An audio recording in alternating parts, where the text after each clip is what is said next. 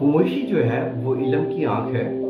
अगर आप लोगों ने बहुत ज़्यादा इल्म और बहुत ज़्यादा इंफॉर्मेशन डाटा कलेक्ट करना है अपने ब्रेन में, तो अपने हवास पे गौर करें और खामोशी को सुनें। देखें जी कि आपको अल्फाज जो मिलेंगे वो खामोशी के समुंदर से मिलेंगे। जो बंदा ज़्यादा बोलता है उसके हवाले से हमारी सोसाइटी में क्या है जी, तो ये ज़्यादा बोलता है कि दिल का साफ है या वो इतना ज़्यादा अकल नहीं रखता।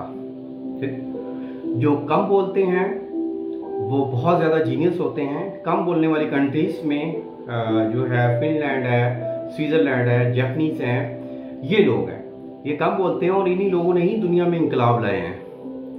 आपने नेल्सन मंडेला को देखें, नेल्सन मंडेला ने जब इतनी ज़्यादा अरसा कैद काटी उसके बाद ही वो अपने मुल्क में इनकलाब लेके आया। तो जब तक आप खुद के साथ नहीं बैठेंगे, जब तक आप खामोशी को सुनेंगे नहीं, खामोशी को सुने।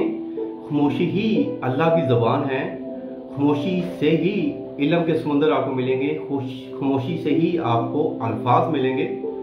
तो प्लीज़ खामोशी को सुने, क्योंकि खामोशी ही इल्म की तीसरी आँख है। अल्लाह आपका हामी नासिर हो। शुक्रिया, जज़ाकल्लाह।